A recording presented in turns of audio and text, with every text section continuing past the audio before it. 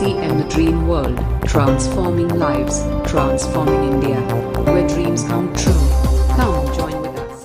नमस्कार और छपरा की धरती को प्रणाम और आप सबका तहे दिल से धन्यवाद जो आपने मेरे ऊपर भरोसा करके मुझे सुनने आए और ये मौका जनरल सर प्रेमलाल जी के माध्यम से मिला आपके बीच आने का। एक बार तालियां चाहेंगे जनरल सर के लिए जिन्होंने मेरे ऊपर इतना बड़ा भरोसा किया है, तो मेरी भी जिम्मेवारी बढ़ गई है। तो आप सभी का वेलकम है आज के प्रोग्राम में। मेरा इंट्रोडक्शन, मेरा नाम रवि कुमार है, पटना से बिलोंग करते हैं। इस सिस्टम को मैं भी सीख रहा हूँ। आज से 15 साल पहले मैंने इस सिस्टम को ज्वाइन किया। एक होम मीटिंग में खाने का लालच देके बुलाया गया। क्या बोल के? खाने का बोल के बुलाया गया। और उस होम मीटिंग में अच्छी बात क्या थी कि खाने का कुछ था नहीं। हेलो। और ऐसा बोल के अगर किसी साथी को बुलाया गया हो तो मैं उनके तरफ से माफी मांग लेता हूँ। ऐसी कोई व्यवस्था नहीं है हमारे पास, लेकिन मुझे बोल के बुलाया गया था। और मीटिंग में प्लान जिस तरह से चल रहा था, यहाँ भी चल रहा होगा प्लान, वहां भी प्लान चल रहा था। हम गुस्से से तमतमाए हुए थे। मुझे लगा कि क्या बोल के बुलाया और क्या हो रहा है। मीटिंग समाप्त होते ही मैं उसकी खैर खबर लूंगा और चला जाऊंगा। हेलो। लेकिन एक बात समझ में आ गई जो लगभग सभी को समझ में आती है कि इस सिस्टम को शुरू करने में कोई पैसा वैसा नहीं लगता है और कोई नुकसान नहीं है। जो पैसा हम लोग लगाते हैं वो प्रोडक्ट के बदले वापस मिल जाता है। यस, ये बात तो सबके समझ में आ जाती है।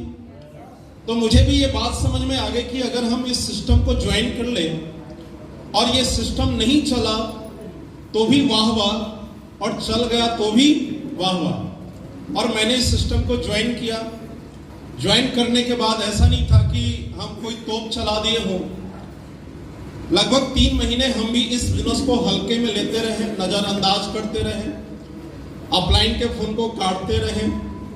लेकिन मेरे को भी एक किडनैप करके इस तरह के सेमिनार में बैठाया गया और कहा जाता है कि दुनिया जो है ना वो खिड़की से नहीं देखती, दुनिया को देखने के लिए दरवाजे से बाहर निकलना पड़ता है। यस, अगर आप छपरा टाउन को देखना चाहें तो वो खिड़की से दिखेगा क्या? ये दरवाजे से बाहर निकलना पड़ेगा। और जब मैं आरसीएम के कार्यक्रम में गया और बहुत ही शानदार लोगों से मिला, हर तरह के लोग आरसीएम कर रहे थे। सरकारी नौकरी करने वाले भी आरसीएम कर रहे थे, बिजनेसमैन भी थे, रेलवे के भी लोग थे। तो उन लोगों को देख के लगा कि ये सब रोजगार वाले हैं, सबके घर में पैसा आ रहा है। हेलो। सबके घर में पैसा आ रहा है। और अगर ये लोग आरसीएम कर रहे हैं, अगर इन रोजगार वालों को आरसीएम की जरूरत है तो इस बेरोजगार को इनसे ज्यादा जरूरत है। राइट। तो मुझे लगा कि मेरे सपने इस नौकरी से, मेरे सपने इस आरसीएम से पूरे हो सकते हैं। मैं अगर अपने बारे में बताऊं तो बचपन से थोड़ा बड़ा सपना देखें। मैं जिस मकान में रहता था वो एक आईएएस ऑफिसर का मकान था और जिस सोसाइटी में रहता था अच्छे बिजनेसमैन लोग रहते थे। बचपन से ही मैंने लोगों के घरों में नौकर चाकर देखा, कार देखी, सुनते थे कि कोई प्लेन से आ रहा है, कोई प्लेन से जा रहा है। तो उन लोगों को देख के लगता था कि मेरा जीवन भी इसी तरह से होना चाहिए। और मैंने नौकरी की कोई आज तक फॉर्म नहीं भरी, इसलिए नहीं कि मैं नौकरी को गलत मानता हूँ। मुझे ये लगा कि मेरे सपने नौकरी से पूरे नहीं होंगे और मैं बिजनेस अपॉर्चुनिटी ढूंढता रहा। और आरसीएम से मुझे विश्वास हुआ कि मेरे सपने इसी आरसीएम से पूरे होंगे और मैंने आरसीएम को करने का डिसीजन लिया, करना शुरू कर दिया। करना क्या होता है आरसीएम में? लोगों को बताना और समझाना, यही काम है जी। हम भी निकल पड़े लोगों को समझाने। लेकिन 15 साल पहले आरसीएम को बताना, समझाना, विश्वास दिलाना कोई आसान काम नहीं था। हेलो। कारण क्या था कि 15 साल पहले ना प्रोडक्ट हुआ करते थे, गिनती के 2-4 प्रोडक्ट हुआ करते थे। पटना जैसे शहर में आरसीएम की दुकान नहीं थी। लोग जल्दी मानते नहीं थे, समझते नहीं थे। जब लोगों को समझाते थे कि आरसीएम से खरीदी करोगे तो घर में पैसा आएगा, तो लोग पूछते थे सामान कहाँ है। लोगों को समझाते थे कि आरसीएम के दुकान से खरीदी करोगे तो जीवन बदलेगा, तो लोग पूछते थे दुकान कहाँ है। तो 15 साल पहले ना सामान हुआ करता था, ना दुकान ज्यादा हुआ करता था। लोग मानते नहीं थे, समझते नहीं थे, और होता क्या था, हम लोगों को समझाते थे, लोग मुझे समझाते थे। कई तरह के कमेंट मेरे ऊपर कसे जाते थे, कहाँ फंस गया तू, क्या करने लग गया तू, अच्छी खासी पढ़ाई लिखाई करते रहता, सरकारी नौकरी लग जाती।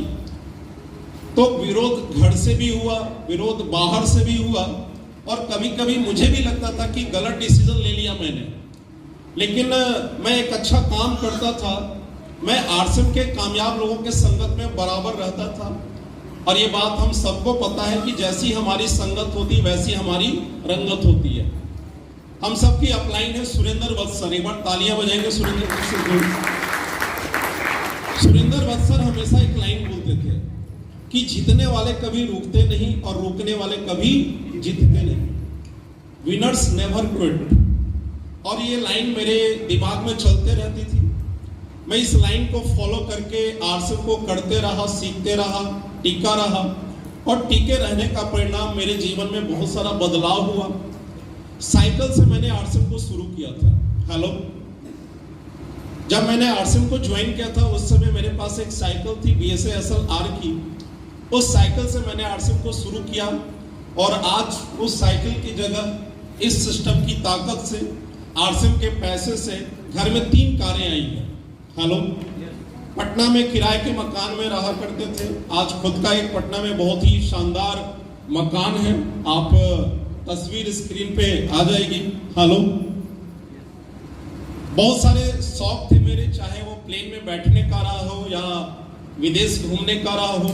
समुंदर के ऊपर भी उड़े, समुंदर के नीचे भी गए, स्टेडियम में बैठ के क्रिकेट मैच देखने का शौक था। मतलब ये सारे शौक मैंने पूरे किए, और मैं बचपन से ही बहुत बड़ा ड्रीमर रहा हूँ, और मेरे फुटानी के बहुत सारे किस्से हैं। लेकिन मैं अपने मोबाइल में कभी जो है ना कवर नहीं लगाता हूँ।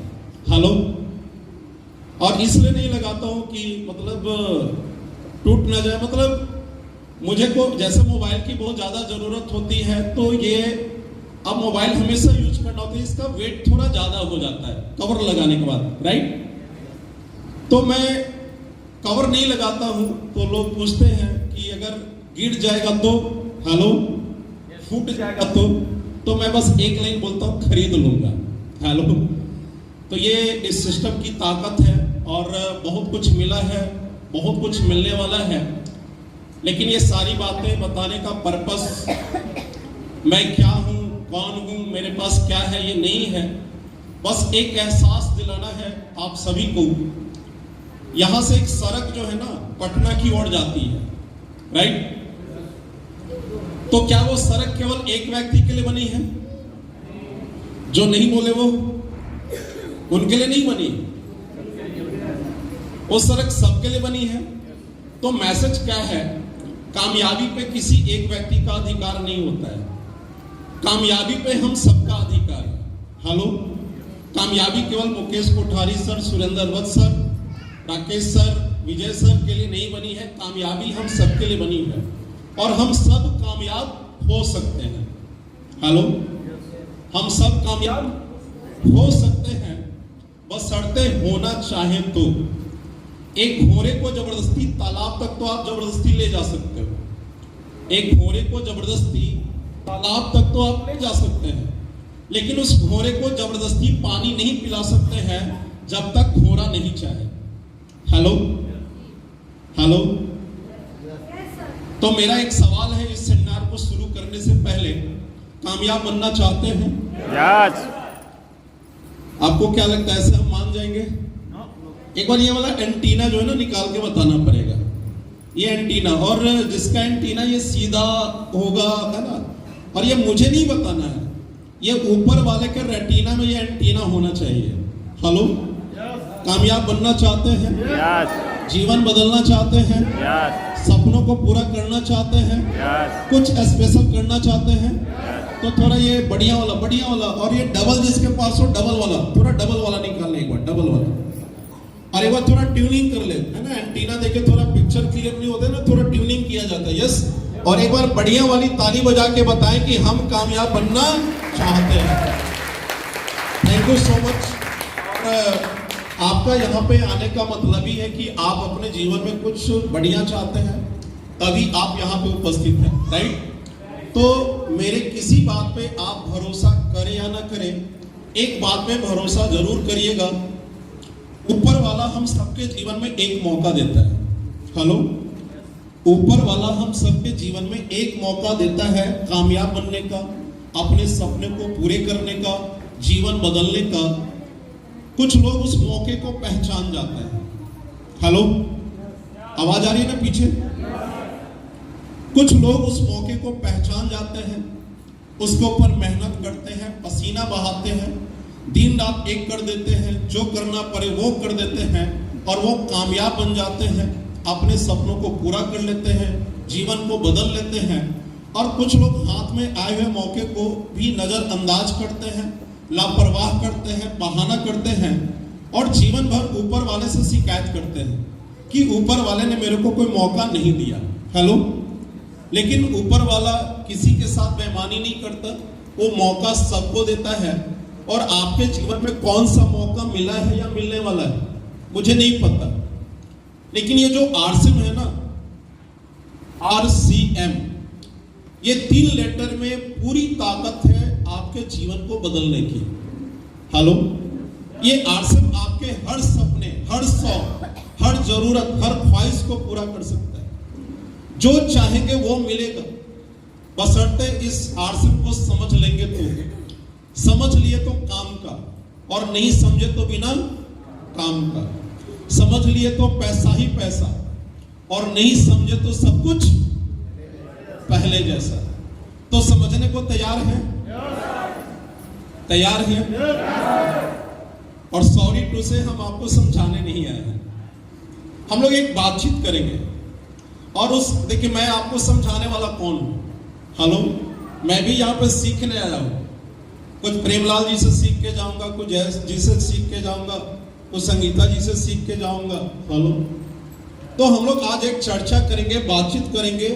उस बातचीत के आधार पे निर्णय आपको लेना है कि आरसीएम को अपने जीवन में अपनाना चाहिए या नहीं अपनाना चाहिए, आरसीएम के प्रोडक्ट को इस्तेमाल करना चाहिए नहीं करना चाहिए, आरसीएम को प्रमोट करना चाहिए नहीं करना चाहिए। तो बातचीत के लिए तैयार है सब कोई? और देखिए, कामयाबी की बातचीत कभी भी दुखी राम बन के नहीं होता है। अगर आप टूटा राम, फूटा राम, दुखी राम बन के बातचीत करेंगे, हेलो, तो ना मुझे बोलने में मजा आएगा, ना आपको सुनने में मजा आएगा। तो कामयाबी की बातचीत दुखी राम नहीं, सुखी राम बन के होती है। हेलो, जानते हैं सुखी राम को? परिचय करवा दे। जो बोले वो सुखी राम, और जो ना बोले वो दुखी राम। थोड़ा बोलना है, सुनो में बोल सकते हैं? जो मुस्कुराए वो सुखी राम, और जो ना मुस्कुराए वो दुखी राम। हेलो, जो ताली बजाए वो सुखी राम, और जो ना बजाए वो दुखी राम। और देखिए, ये जो 3 गुण है ना, ये हम इंसान लोगों को दिया गया है, और ये 3 काम करने में कभी भी कंजूसी नहीं करनी चाहिए। ये 3 काम करने से अपना ही फायदा होगा। हेलो, भैंस को कभी मुस्कुराते देखे कोई? ताली बजाते? अगर भैंस मुस्कुराने लगे इसका मतलब, हेलो, भैंस मुस्कुराने लगे इसका मतलब वो इंसान बनने के प्रोसेस में चला गया, और इंसान मुस्कुराना छोड़ दे इसका मतलब तो उस प्रोसेस में नहीं जाना है। आप नहीं मुस्कुराए, ताली नहीं बजाए, तो पड़ोसी समझ जाएंगे कि प्रोसेस में चले गए। हेलो, तो एक बार सुखी राम वाला ताली हो जाए, सुखी राम वाला, सुखी राम वाला।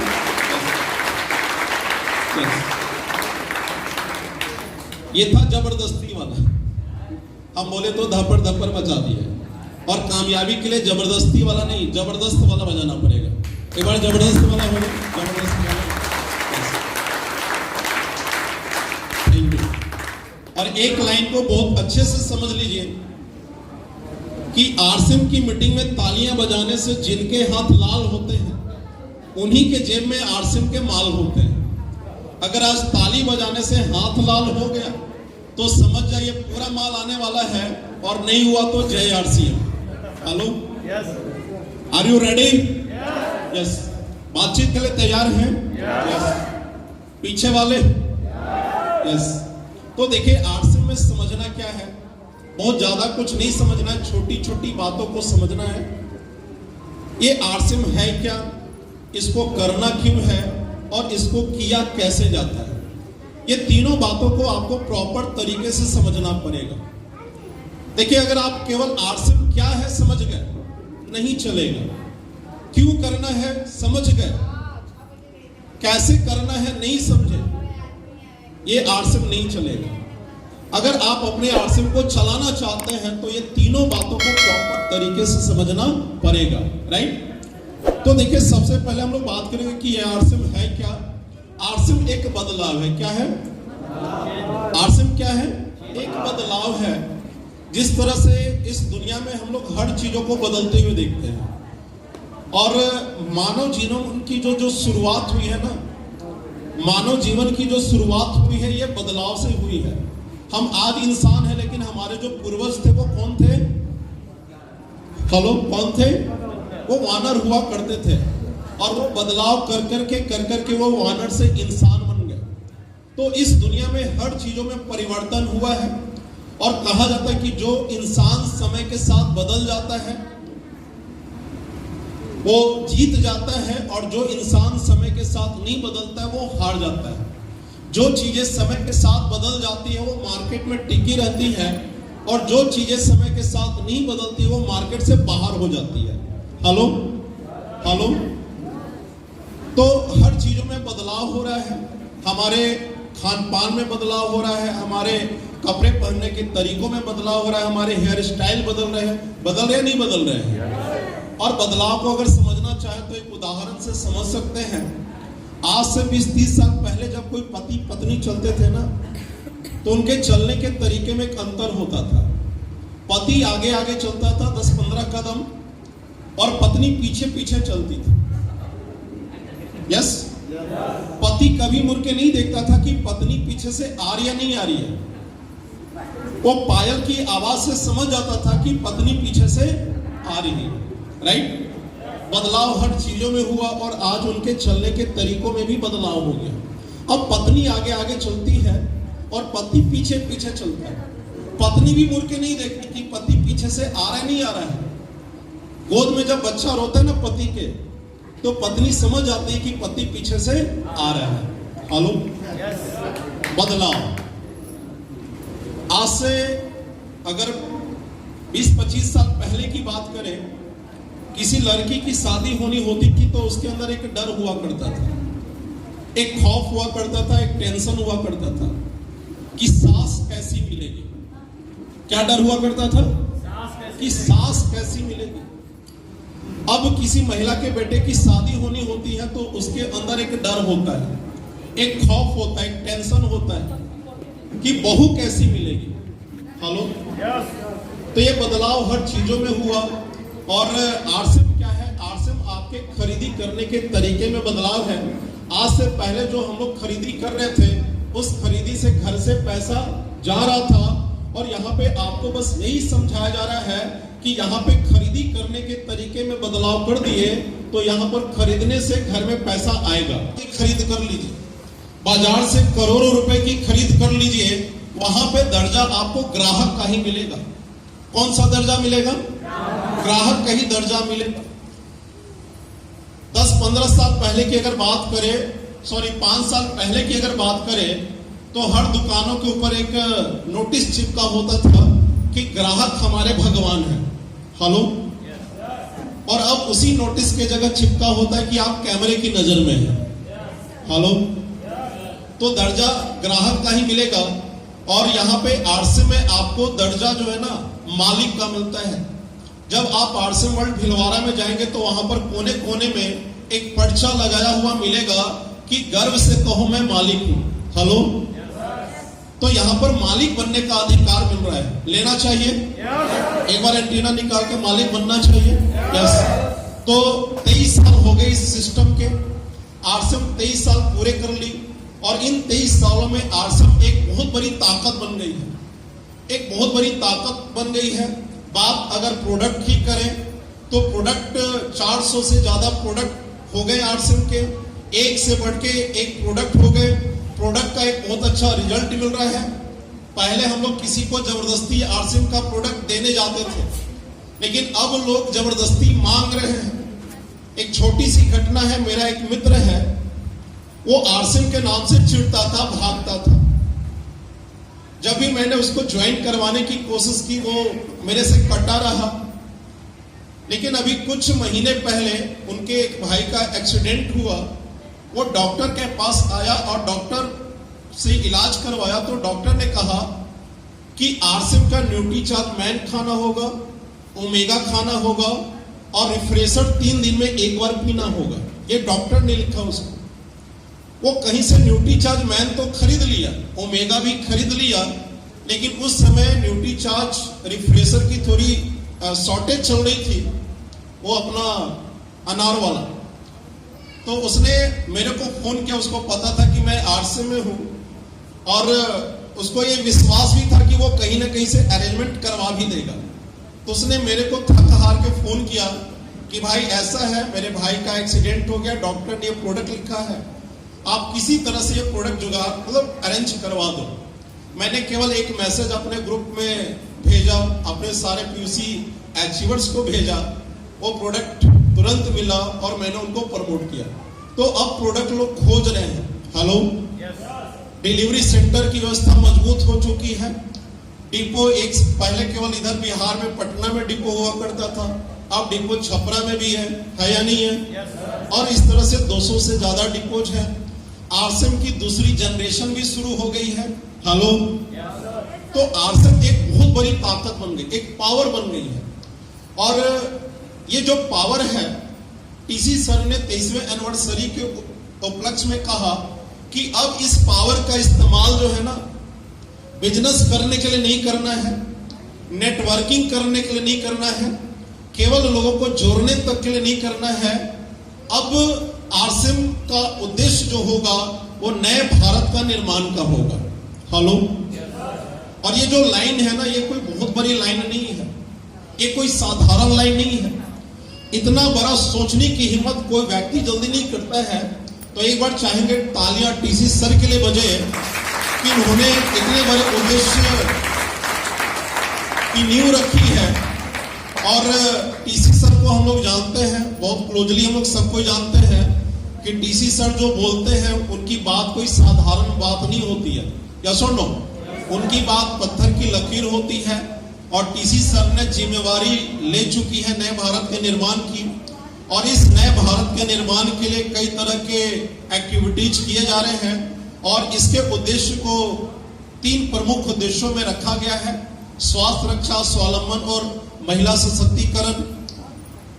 और देखिए, जब मैं पहली बार इन बातों को सुना तो मुझे ये बात थोड़ी हल्की लगी, थोड़ी मजाक में लगी। मैं बहुत ज्यादा सीरियस नहीं था, लेकिन जब मैं इसकी गहराई में गया, इस स्वास्थ्य रक्षा की गहराई में, महिला सशक्तिकरण, स्वावलंबन, थोड़ा डेप्थ में गया और विचार किया, तो मेरा खून खौल उठा और मुझे लगा कि नहीं, हमारे देश को वाकई में इन चीजों की जरूरत है। हर व्यक्ति का स्वास्थ्य अच्छा होना चाहिए, हर व्यक्ति आर्थिक रूप से मजबूत होना चाहिए और हमारे देश में महिलाओं की स्थिति मजबूत होनी चाहिए। यस और नो? बात अगर स्वास्थ्य रक्षा की करें तो जीवन का जो पहला सुख है वो क्या है? हमारा स्वस्थ शरीर। आपके पास सब कुछ रहे और शरीर स्वस्थ ना रहे, किसी चीज का आनंद आएगा? लेकिन अगर हमारे देश में स्वास्थ्य की स्थिति को अगर आप देखें तो 85% लोग क्या है? अस्वस्थ जीवन जी रहे हैं। 10% लोग गंभीर बीमारी के शिकार हो गए। 5% लोगों को ही स्वस्थ माना जा रहा है। और भारत में ये बीमारियों का जो है ना ये ग्राफ है। हार्ट के मरीज लगभग 6 करोड़ से ज्यादा हो चुके, डायबिटीज के मरीज भी 10 करोड़ से ज्यादा हो चुके, कैंसर के मरीज भी 0.4 करोड़ से ज्यादा हो चुके। तो बीमारियां बढ़ रही है। और आपको क्या लगता है आने वाले कुछ सालों में ये बीमारियां कम हो जाएगी? हार्ट के मरीज कम हो जाएंगे, कैंसर के कम हो जाएंगे। जो नहीं बोल रहे उनको क्या लगता है? ये बीमारियां और भी गंभीर तरीके से बढ़ेगी। हेलो, हर 1.5 सेकंड में एक व्यक्ति की मृत्यु हार्ट अटैक से होती है हर साल, है ना। मतलब यहाँ पे 10 लाख से ज्यादा लोग कैंसर से मर रहे हैं। तो इस तरह से बीमारी की स्थिति है। और आपको जान के ये हैरानी होगी कि भारत में केवल सिर दर्द की दवाइयों के ऊपर 9,000 करोड़ का खर्चा होता है। कितने का? केवल सिर दर्द की दवाइयों के ऊपर। तो इन चीजों के पीछे कारण क्या है? वो है हमारा बदलता जीवन शैली। आज हमारा जो जीवन शैली है बदल रहा है। हम आराम तलबी ज्यादा हो रहे हैं, नहीं हो रहे हैं। अब हम लोग सीढ़ी नहीं लिफ्ट को पसंद करते हैं। अब हम लोग हैंडपंप से पानी निकालना नहीं चाहते हैं, बटन दबाए पानी आ जाए। हेलो, और देखिए इस शरीर का एक नियम है कि इस शरीर को आप जितना आराम दोगे ना, इस शरीर को आप जितना आराम दोगे, इस शरीर बाद में उतना कष्ट देगा। और इस शरीर को आप जितना कष्ट दोगे, ये बाद में उतना आराम देगा। तो अपने शरीर को कभी भी आराम पल में नहीं बनाना। तो ये कारण है बीमारियों का। केमिकल युक्त हमारा खान पान हो चुका है, सड़क पे प्रदूषण बढ़ चुका है, खेतों में यूरिया कीटनाशक का उपयोग हो रहा है, नहीं हो रहा है। और जो हम खाने पीने की चीजें खा रहे हैं उसमें भी मिलावट हो रहा है। ये कुछ अखबार का कलेक्शन है। सरसों तेल के जगह डीजल, सरसों तेल के जगह डीजल, रंगीन पापड़ में केमिकल, घोड़े क्लीच से बन रहे मसालों की फैक्ट्री सील। हेलो, अगर सरसों के तेल के जगह डीजल पिएंगे तो 100 साल जिएंगे? जो नहीं बोल रहे हैं 110 साल जिएंगे। हेलो, तो ये बाजार की तस्वीरें हैं और हम लोग नहीं रोक सकते हैं। ये हमारे हाथ में नहीं है। हेलो, और हम लोग कहीं ना कहीं इसके भुक्तभोगी बन रहे हैं। हेलो, तो आरसीएम देखिए आपके स्वास्थ्य के लिए क्या करती है। एक भगवान का मैसेज है, सुनना चाहेंगे? भगवान बोलते हैं कि जब जब इस धरती पर पाप, अहंकार और अधर्म बढ़ेगा तो उसका विनाश कर पूर्ण धर्म की स्थापना करने हेतु मैं किसी न किसी रूप में अवश्य अवतार लेता रहूंगा। हेलो, भगवान क्या बोलते हैं कि जब जब इस धरती पे पाप बढ़ेगा, अधर्म बढ़ेगा, अहंकार बढ़ेगा तो उसका विनाश कर पुनः धर्म की स्थापना करने हेतु मैं किसी न किसी रूप में अवश्य अवतार लेता रहूंगा। और मुझे नहीं पता कि इस युग में भगवान कौन है, लेकिन ये जो आरसीएम है ना, हमारे लिए भगवान से कम नहीं है।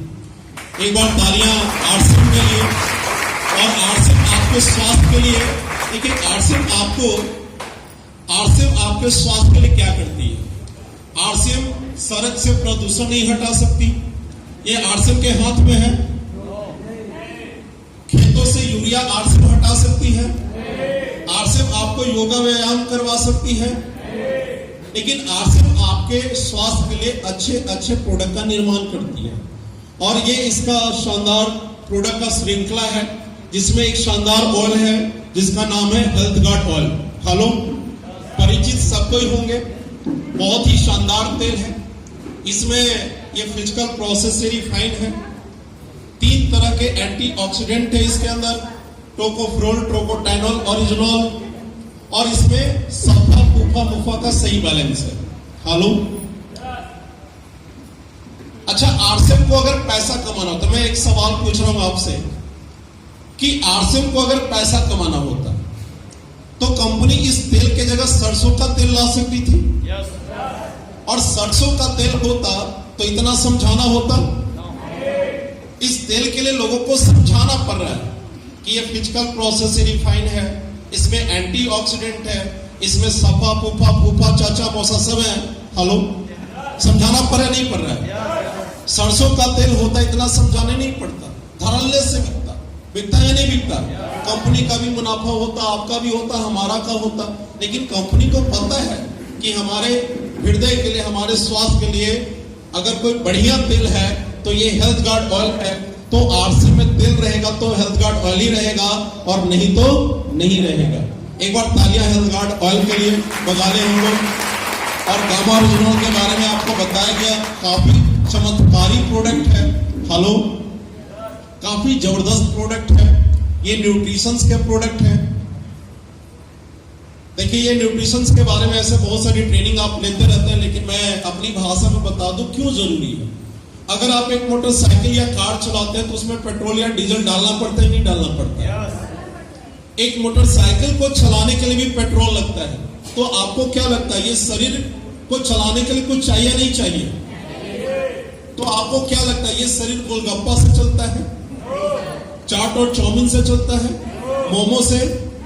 हेलो, खाएंगे मोमो बनेंगे चोमो। हेलो, इस शरीर को चलाने का काम न्यूट्रिशंस करते हैं, जो हमारे खाने पीने की चीजों से हमको जितना मिलना चाहिए नहीं ले पाते हैं, और इसी कारण हमारा जो एवरेज लाइफ है वो कम होते जा रहा है। पहले के लोग 150 साल जी लेते थे, फिर 100 साल आए, 70 साल आए, आज 53 साल हमारी उम्र हो चुकी है। आज के बच्चे जो जन्म लेंगे 53 साल जिएंगे। इसी तरह से चलता रहा तो उम्र 40 साल भी होगी, 30 साल भी होगा, 20 साल भी होगा, 10 साल भी होगा, 5 साल भी होगा, फिर आया राम और गया राम। और आपको ये खबर मिली होगी कि भारत में चीता की प्रजाति समाप्त हो चुकी थी, तो उसके लिए नरेंद्र मोदी जी नाम्बिया से चीता मंगवाए। कहां से? नाम्बिया से चीता मंगवाए। तो चीता अगर खत्म हो सकता है, बहुत सारे चिड़ियों की प्रजाति समाप्त हो सकती है। हमने सुना था कि धरती पे डायनासोर भी हुआ करता था, अगर वो खत्म हो सकता है तो इंसान हो सकता है, नहीं हो सकता है? अगर नहीं संभले तो ये हमारी जरूरत नहीं, मजबूरी है। ये कुछ बेसिक प्रोडक्ट है। न्यूट्रीचार्ज मैन पुरुषों के लिए जरूरी ही जरूरी, महिलाओं के लिए न्यूट्रीचार्ज वुमेन जरूरी ही जरूरी, न्यूट्रीचार्ज किड्स बच्चों के लिए जरूरी ही जरूरी। हेलो, तो इन प्रोडक्ट का सेवन आप जरूर करें अगर आप एक लंबा जीवन और स्वस्थ जीवन जीना चाहते हैं। तो हम अपने शरीर को बर्बाद करने के लिए बहुत सारे पैसे खर्च करते हैं। हम ये नहीं कहते कि आप कोल्ड ड्रिंक पीना छोड़ दो, गोलगप्पे खाना छोड़ दो। हम कहते हैं कि अगर शरीर को बर्बाद करने के लिए पैसे खर्च किए जा सकते हैं तो शरीर को आबाद करने के लिए भी करने चाहिए। कितने लोग न्यूट्रीचार्ज इस्तेमाल करते हैं? एक बार तालियां अपने लिए बजा लें। आप स्वास्थ्य के प्रति जागरूक हैं।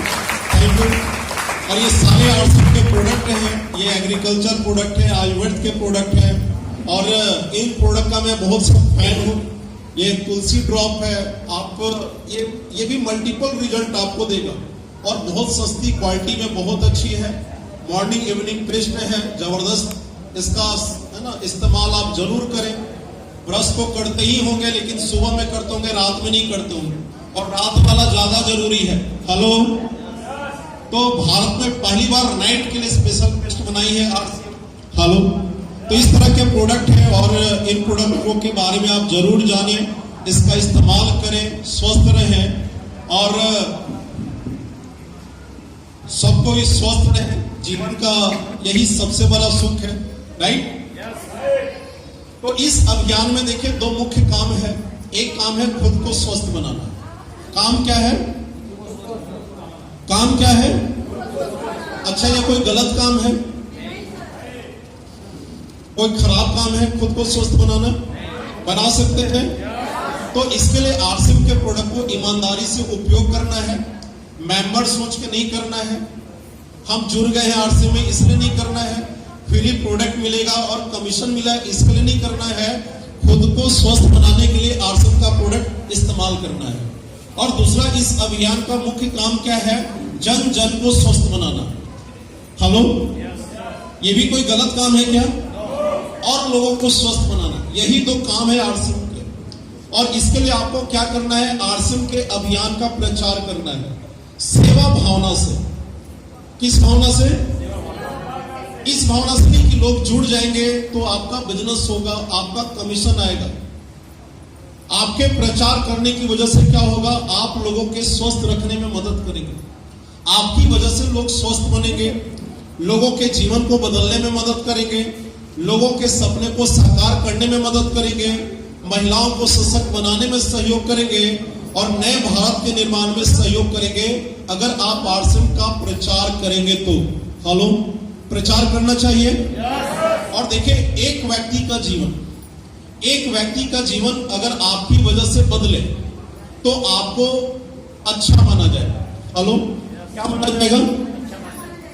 आपको एक अच्छा इंसान माना जाएगा। और आपकी वजह से अगर 10 लोगों का जीवन बदल जाए तो आपको एक बहुत अच्छा माना जाएगा। 100 व्यक्ति का जीवन अगर आपकी वजह से बदले तो आपको सफल इंसान माना जाएगा। 1000 व्यक्ति का जीवन आपकी वजह से बदले तो आपको महान माना जाएगा। और 10,000 से ज्यादा लोगों का जीवन आपकी वजह से बदले तो आपको भगवान माना जाएगा। हेलो, तो यहां पे आपकी वजह से लोगों का जीवन बदल सकता है। तो सेवक भावना से इसकी प्रचार करनी है। जब आप इसके बारे में लोगों को बताएंगे तो एक समूह तैयार होगा, आपकी एक टीम तैयार होगी और इस समूह में नमक, साबुन, सरफ, तेल, मसाले सब कोई खरीदेंगे नहीं खरीदेंगे? नमक हर घर की जरूरत है, चाय सबके घर में जा रहा है और बाजार से अच्छा खाने का तेल मिलेगा, बाजार से अच्छा नमक मिलेगा, बाजार से अच्छा पेस्ट मिलेगा, तो लोग लेंगे नहीं लेंगे?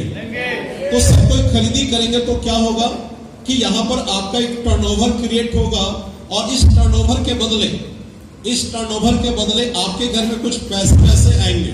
हेलो, और साथ में क्या मिलेगा? एक अचीवमेंट आएगा। अगर आपके टीम का टर्नओवर 20,000 से ज्यादा का हो जाता है, इनकम 2 से 3,000 के आसपास आएगी। और इस इनकम के साथ एक अच्छी बात क्या होगी कि आपके नाम के आगे एक टाइटल लग जाएगा, बिगनर। हेलो, 40,000 का टर्नओवर करेंगे, 3,000 से ज्यादा का इनकम होगा, नाम के आगे लग जाएगा स्टार्टर। एक पहचान बननी शुरू हो जाएगी और इसी तरह से आगे चलेंगे तो एक शानदार इनकम, एक शानदार लेवल जिसको हम लोग रॉयल्टी अचीवमेंट करते हैं। बहुत सारे साथी थे। जब आप रॉयल्टी अचीवर बनते हैं तो यहाँ पर क्या होता है, आपके घर में 30 से 40,000 एक्स्ट्रा इनकम जाता है। हेलो, जब आपके घर में 30 से 40,000 एक्स्ट्रा इनकम जाएगा, मजा आएगा नहीं आएगा?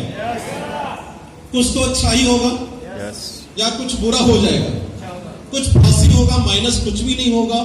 इस इनकम के साथ अच्छी बात क्या होगी, एक सिक्योरिटी होगी कि अगर आप काम करने की स्थिति में नहीं भी होंगे तो भी ये इनकम चालू रहेगा, टाइम फ्रीडम रहेगा, आप अपनी मर्जी के मालिक होंगे। इस इनकम के लिए आपको कहीं पे 10 से 5 करने की जरूरत नहीं होगी, कहीं 8 से 8 करने की जरूरत नहीं होगी, पूरे महीने कहीं काम नहीं करना होगा, अपनी मर्जी से काम करेंगे। साथ में रिकॉग्निशन होगा, यहाँ पर आपके लिए तालियां बजेगी। हेलो, रॉयल्टी अचीवर्स के लिए बजी या नहीं बजी? ट्रॉफी मिलेगा, मेडल मिलेगा, एक पहचान बनेगी, साथ में जनरेशन सिक्योरिटी, यानी इसका लाभ आपकी जनरेशन भी लेगी। हेलो, आपके बाद आपके बेटे को, उसके बाद उसके बेटे को, पोते परपोते, एक शानदार सिस्टम है सर। हेलो, और राकेश शर्मा एक लाइन कहते हैं कि बाप कमाए बेटा खाए, पोता रहे आबाद, आरसीएम की रॉयल्टी जिंदाबाद। हेलो, ये जनरेशन सिक्योरिटी है और यहां से आपके सफलता की शुरुआत हो जाती है। आप जल्दी से आरसीएम के टेक्निकल अचीवर पिन को प्राप्त करते हैं। पहली पिन पर्ल है और जैसे जैसे आप इन पिनों को प्राप्त करते जाएंगे आपकी इनकम और बढ़ते जाएगी, सिक्योरिटी और मजबूत होगी, टाइम फ्रीडम और बढ़ेगा। हेलो, रिकॉग्निशन और होगा और जो चाहेंगे वो होगा। हेलो, ये कुछ बड़े बड़े उदाहरण है अपने पास। सुरेंद्र वत्स सर है, हम सबको जानते हैं, डायमंड की पिन पे है, बहुत शानदार जीवन जीते हैं। राकेश शर्मा सर को हम लोग सबको ही जान रहे हैं, ये कुछ महीने पहले ये मर्सिडीज बेंच खरीदे। और मुकेश कोठारी सर को हम लोग जानते हैं। हेलो, मुकेश कोठारी सर अभी इस सिस्टम की ताकत से 25 करोड़ का घर बनाए। कितने का? 25 करोड़। इधर कम होता है क्या? छपरा में 25 करोड़ कम होता है। अगर मुकेश कोठारी सर कोई नौकरी कर रहे होते, कोई साधारण सा बिजनेस कर रहे होते, ये सपना देख सकते थे तो हेलो, और सपना देखना तो दूर पूरा कर सकते थे। लेकिन इस सिस्टम की ताकत से कोठारी सर है ना सपना भी देखे और उसको पूरे भी किए, और इस तरह के बहुत बड़े बड़े उदाहरण हैं। हेलो, तो रॉयल्टी बनना चाहेंगे, टेक्निकल बनना चाहेंगे, सुरेंद्र वत्स सर की तरह शानदार जीवन चाहिए, कोठारी सर की तरह सपनों को पूरा करना है। तो एक लाइन है कि हम आज जो कुछ भी हैं अपने फैसलों की वजह से, हम लोग आज जो कुछ भी हैं अपने पूर्व में लिए गए फैसलों की वजह से है। कोई अगर इस छपरा टाउन में रिक्शा चला रहा है तो वो अपने फैसलों की वजह से। हेलो, कोई ऑटो चला रहा है तो अपने फैसलों की वजह से, कोई ट्रेन चला रहा है तो अपने फैसलों की वजह से, और कोई प्लेन चला रहा है तो अपने फैसलों की वजह से, कोई सीएम है तो अपने फैसलों की वजह से, कोई डीएम है तो अपने फैसलों की वजह से, और कोई इस देश का पीएम है तो अपने फैसलों की वजह से, कोई गरीब है तो अपने फैसलों की वजह से, और अमीर है तो अपने फैसलों की वजह से। हम आज जो कुछ भी हैं अपने पूर्व में लिए गए फैसलों की वजह से, और हम कल जो रहेंगे वो आज के लिए गए फैसलों की वजह से। Decision is important. Hello, decision is important, right? लेकिन ज्यादातर लोग जो है ना ये डिसीजन लेने में थोड़े असमर्थ होते हैं, उनको डर लगता है। हेलो, एक बहुत प्यारी सी स्टोरी है, सुनी होगी आपने, एक बार फिर सुन लेते हैं। डिसीजन लेने से आपके जीवन में क्या हो सकता है। एक नदी के किनारे एक पेड़ के ऊपर एक नर बंदर और मादा बंदर रहते थे। दोनों रिश्ते में सगे पति पत्नी थे। जाड़े का समय था, दोनों पेड़ पे बैठ के धूप का आनंद ले रहे थे। तभी आकाश में अंधेरा होता है, एक बिजली चमकती है और आकाशवाणी होती है कि जो भी जीव इस नदी के पानी में 5 सेकंड में उतर जाएगा, अगर वो नर जीव रहेगा तो बहुत सुंदर पुरुष बन जाएगा, और मादा जीव रहेगी तो बहुत सुंदर स्त्री बन जाएगी। ये सुनते ही बंदरिया छलांग मार देती है।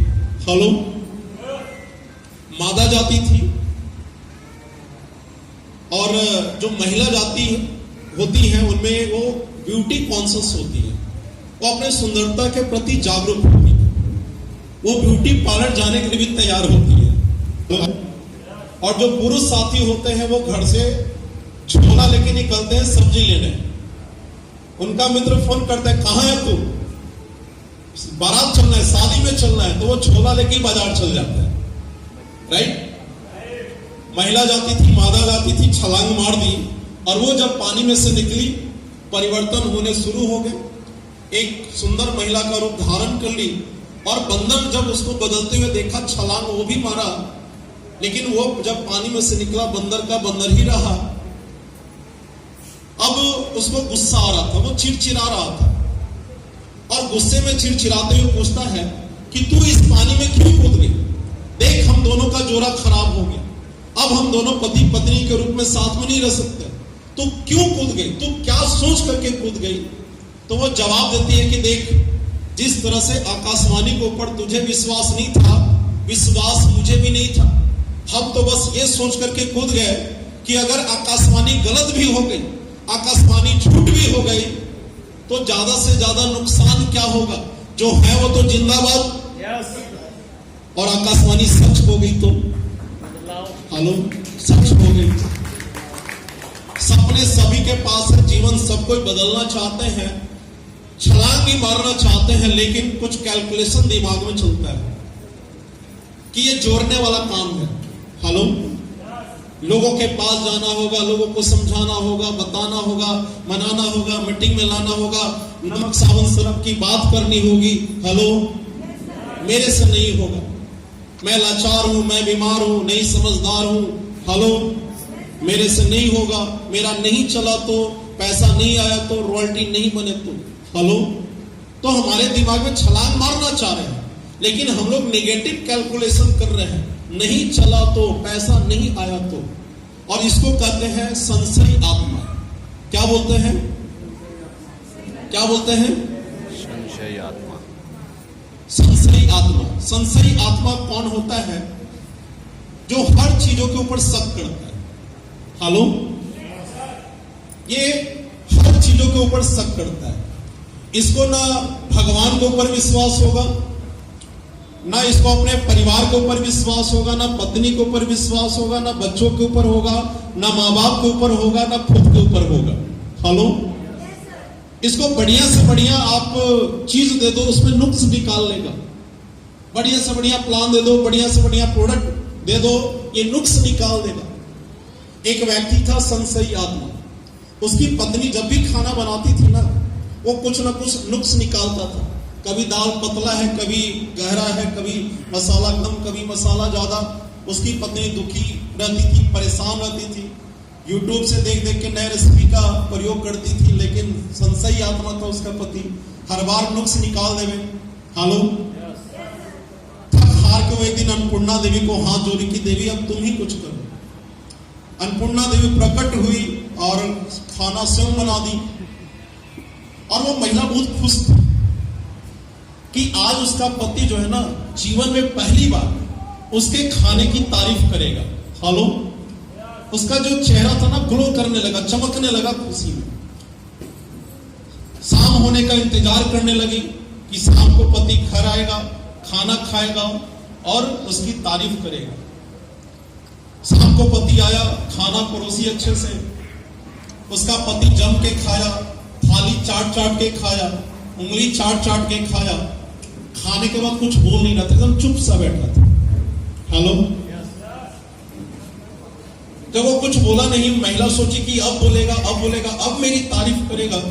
वो कुछ बोल नहीं रहा था, तो वो टोक दी कि ऐ जी, आज खाना कैसा लगा? कुछ बोल नहीं रहे हो। वो बोला, ऐसा खाना बनता है कि आदमी खाए तो उंगली चाटते रह जाए? खाना इतना बढ़िया भी नहीं होना चाहिए कि आदमी खाए तो थाली चाट जाए, उंगली चाट जाए। हेलो, संशयी आत्मा कौन था? कौन था? और संशयी आत्मा के बारे में कहा जाता है कि संशयी आत्मा विनश्यते, संशयी आत्मा विनश्यते। विकास कौन करता है? विकास कौन करता है? जो विश्वास करता है। हेलो, विकास कौन करता है? जो विश्वास करता है। अरे दुनिया पे भरोसा हो या ना हो, खुद पे तो भरोसा होना चाहिए ना। हेलो, खुद पे तो भरोसा होना चाहिए। जानते हैं मुकेश अंबानी को? हेलो, जानते हैं सब कोई? यस। ये एक बिजनेस करते हैं, है ना। इनकी कंपनी है रिलायंस, इनका एक प्रोडक्ट है जियो। ये इसका विज्ञापन करवाते हैं और इनके बहुत सारे लोग भारत में ग्राहक हैं, राइट? यस, रिचार्ज करवाते हैं आप लोग भी?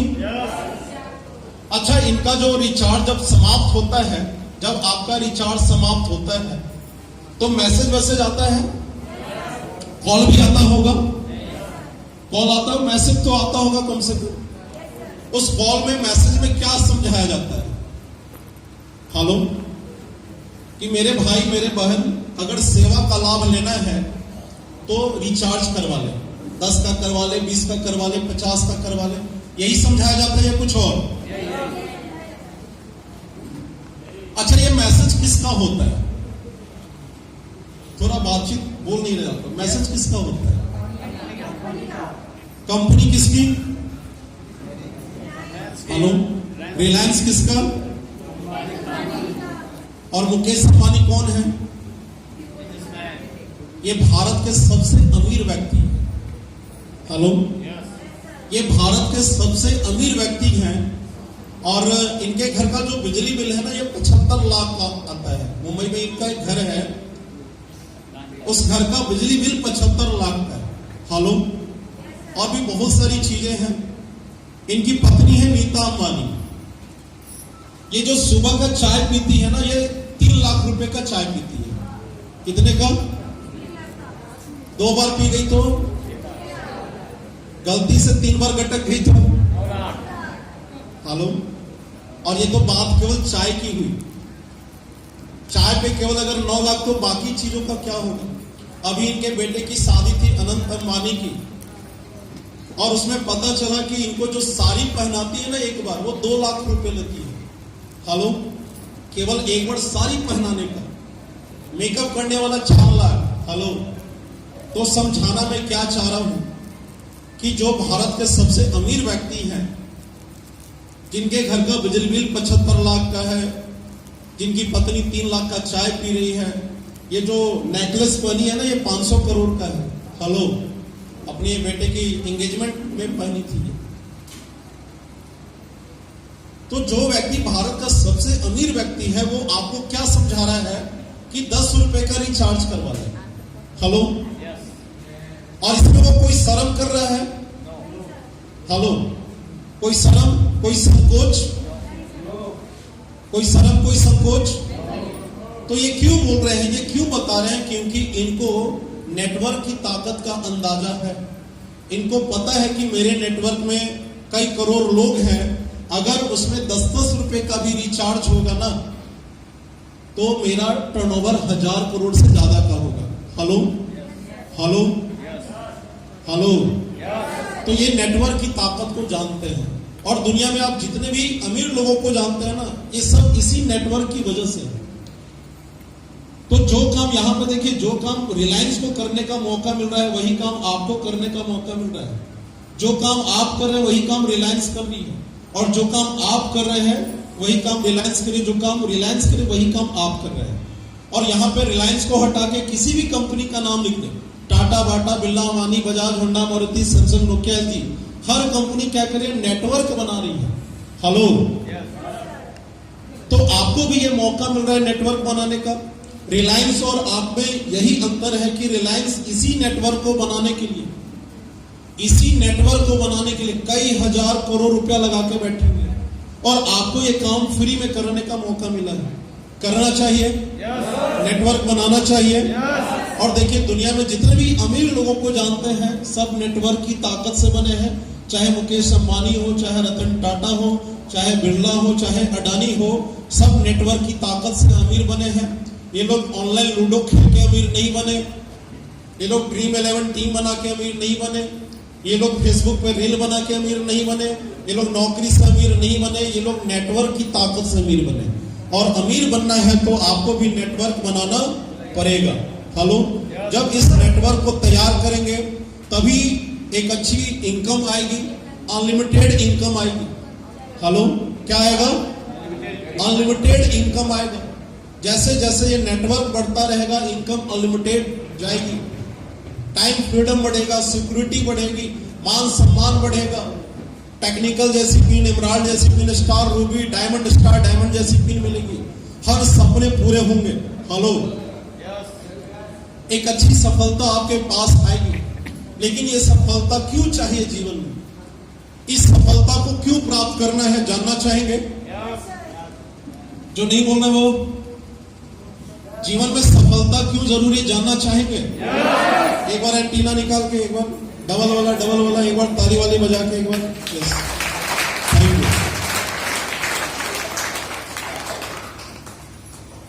देखिए, सफलता क्यों जरूरी? सवाल कॉमन सा है, सब लोग इंसान है ना?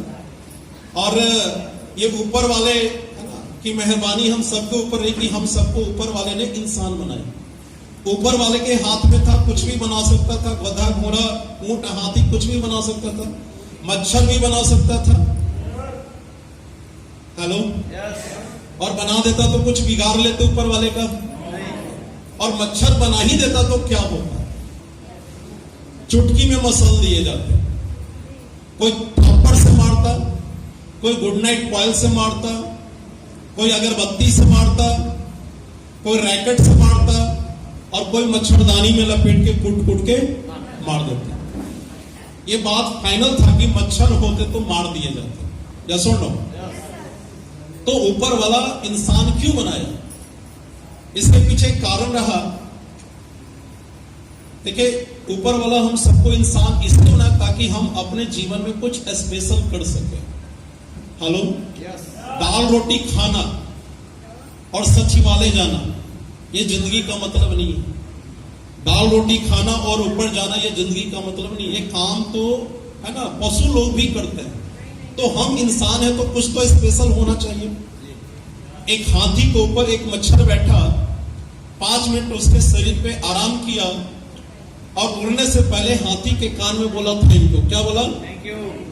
हाथी बोला किस लिए? बोला तेरे शरीर पे 5 मिनट बैठ के आराम किए इसलिए। हाथी बोला हट, ना तेरे आने का पता चला ना तेरे जाने का पता चला, फिर काहे का थैंक यू? रख अपना थैंक यू अपने पास। हेलो, दुनिया में कुछ लोग यूं ही आते हैं और यूं ही चले जाते हैं। ना उनका आने का पता चलता है और ना उनका जाने का पता चलता है। ना उनके रहने से किसी को कोई फर्क पड़ता है और ना उनके ना रहने से किसी को कोई फर्क पड़ता है। लेकिन इसी दुनिया से कुछ लोग जाते हैं ना, तो पूरा देश उनके लिए मातम मनाता है, पूरा देश उनको श्रद्धांजलि देता है। हेलो, पूरा देश उनके लिए तालियां बजाता है। क्यों? क्योंकि वो कुछ स्पेशल करके जाते हैं। तो जीवन का मतलब है कि कुछ स्पेशल होना चाहिए, होना चाहिए। तो सफलता कब मिलेगी? जब सफलता की आग आपके अंदर लगेगी। सफलता की आग, बर्निंग डिजायर जब तक नहीं होगी। हेलो, सफलता कब मिलेगी? जब सफलता की आग आपके अंदर लगेगी। और ये जो सेमिनार करवाई जाती है ना, हर महीने बड़े से बड़े लीडरों को बुलाया जाता है। किस लिए?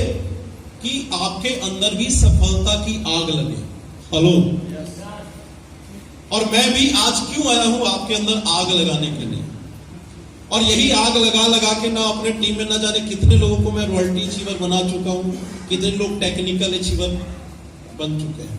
हेलो, और आग के बारे में कहा जाता है कि आग अगर बाहर से लगे तो विनाश कर देती है और आग अगर भीतर से लगे तो विकास कर देती है। आग लगनी चाहिए। जंगल में जब कोई शेर उठता है ना, जंगल में जब कोई शेर उठता है तो उसके अंदर एक आग होती है कि अगर आज हम तेज नहीं दौड़े, तेज नहीं भागे, काम पे नहीं गए तो मैं भूखा रह जाऊंगा। और हिरन जब उड़ता है तो उसके अंदर भी एक आग होती है कि अगर आज हम तेज नहीं भागे तो मेरी जान चली जाएगी। हेलो, और होता क्या है? शेर अगर भागने में लापरवाही कर दे, शेर अगर भागने में आलसपन कर दे, शेर अगर स्पीड कम कर दे तो वो भूखा रह जाता है। और हिरन भागने में लापरवाही कर दे, स्पीड कम कर दे तो उसकी जान चली जाती है।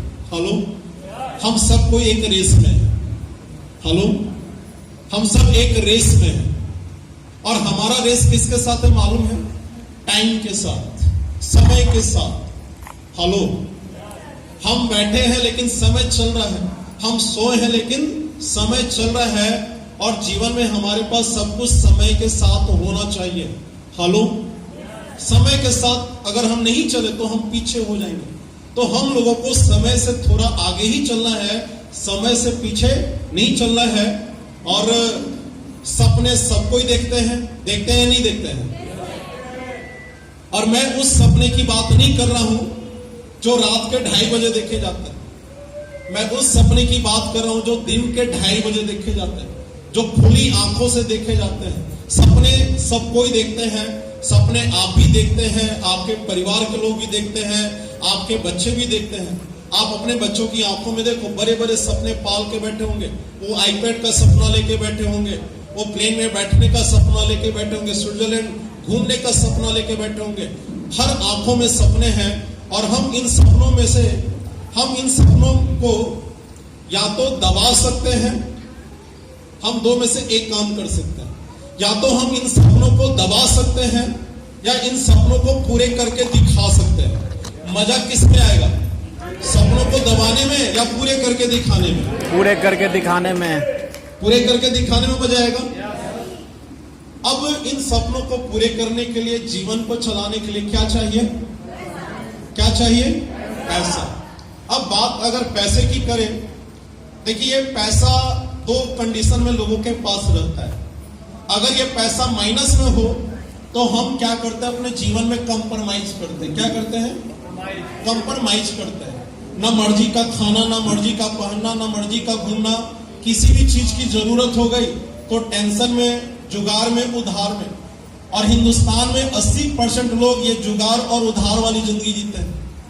हेलो, और यही पैसा जिनके पास प्लस में होता है वो मर्जी की जिंदगी जीते हैं। मर्जी का खाना, मर्जी का पहनना, मर्जी का घूमना, जो चाहिए इनके पास है।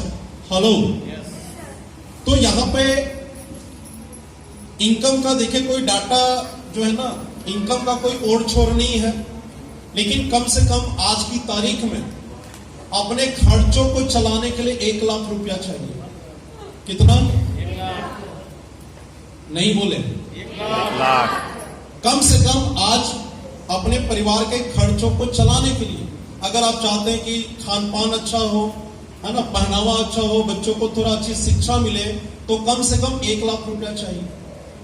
अगर आपके पास कुछ सपने हैं अपना मकान का, कार का, घूमने का, तो कम से कम 5 लाख रुपए से ज्यादा का इनकम होना चाहिए। और बात अगर अमीरी की करें, कहते नहीं कि मरने के बाद स्वर्ग कौन देखा है, अगर जीते जी स्वर्ग देखना है तो इनकम 10 लाख से ज्यादा होनी चाहिए। हेलो, होना चाहिए नहीं होना चाहिए? अब केवल बेसिक खर्चों की बात करें, देखिए हम लोग दुनिया में कोई भी काम करेंगे ना, दुनिया में कोई भी काम करेंगे, एक समस्या क्या है कि ये तो जब तक करेंगे तब तक ही मिलेगा, और दूसरा क्या है कि जितना करेंगे उतना ही मिलेगा, जितना करेंगे उतना ही मिलेगा।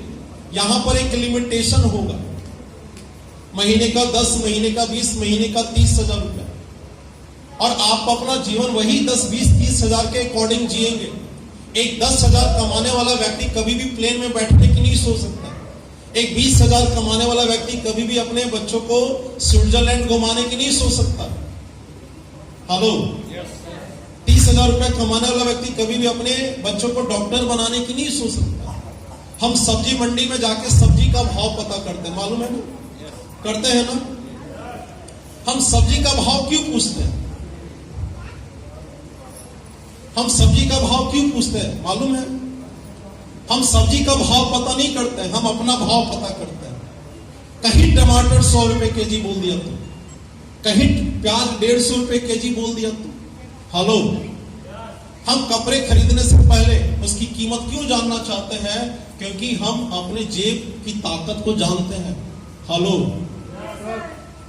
तो यहां पे अगर महीने की 1 लाख रुपए इनकम चाहिए, अगर हम बेसिक खर्चों की ही बात करें, और किसी साथी की इनकम यहां पर 20,000 की है, तो वो कितना प्रतिशत कंप्रोमाइज कर रहा है? 80% वो कंप्रोमाइज कर रहा है।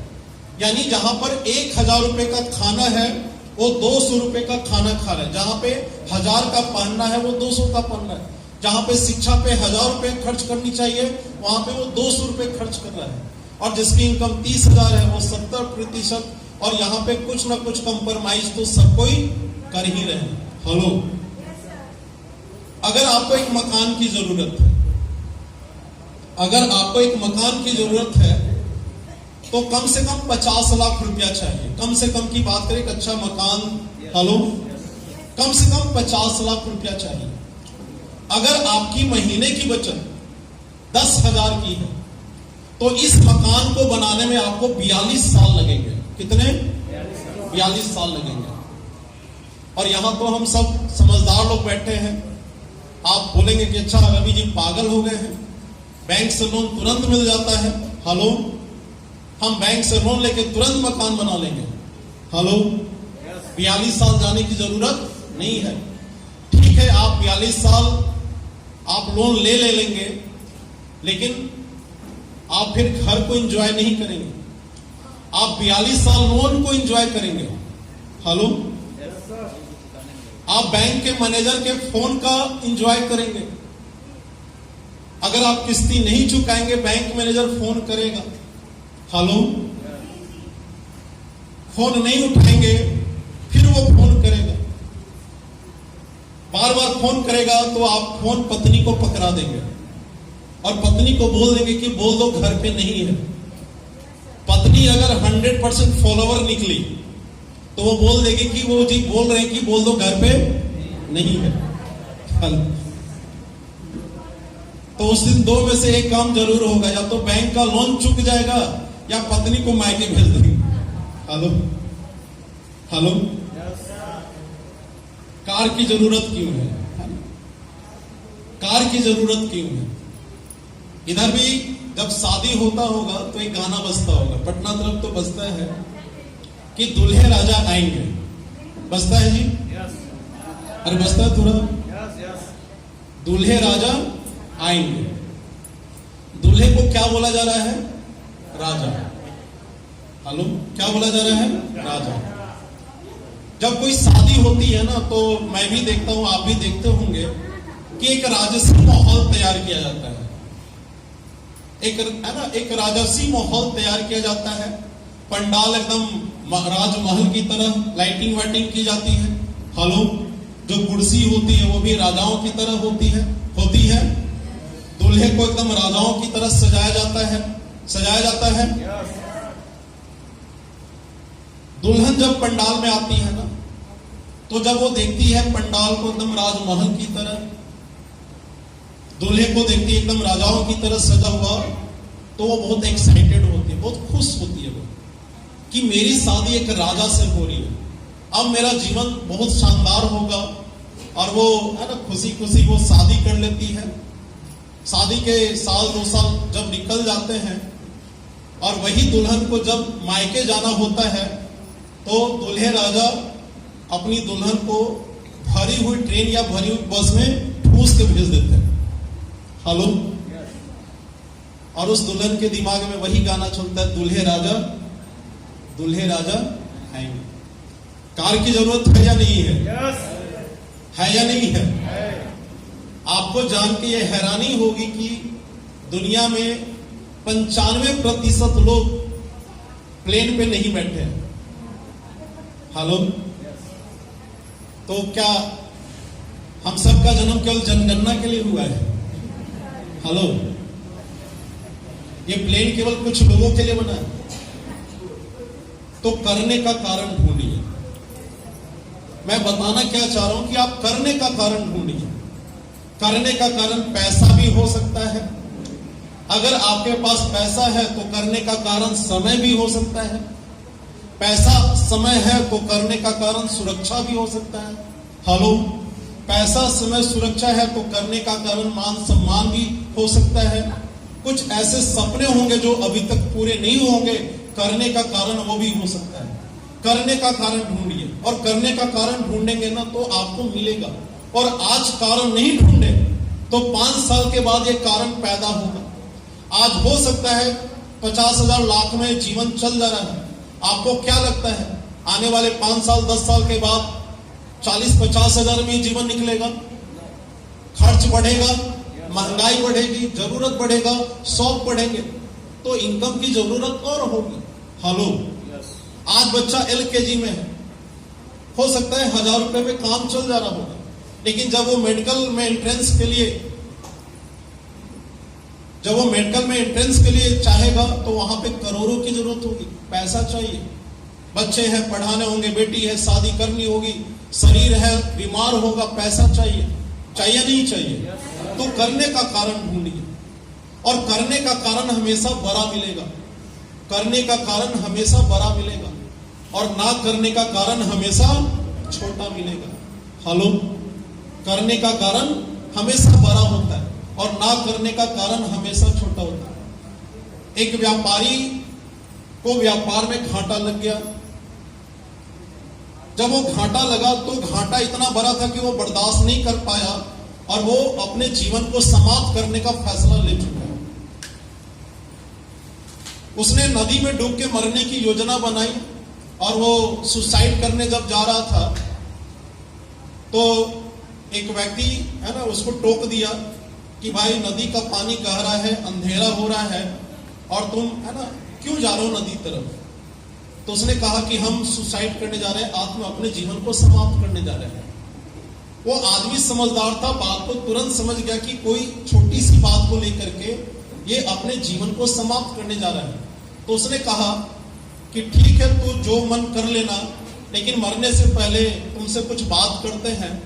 और उसने उसके साथ बैठा और रेत पे ही एक लाइन खींचा और एक तरफ लिखा जीने का कारण और एक तरफ लिखा मरने का कारण। और उसने पूछा कि मरने का कारण क्या है? तो उसने कहा व्यापार में घाटा। बोला कि देख, अब तेरे जीने का कारण क्या हो सकता है?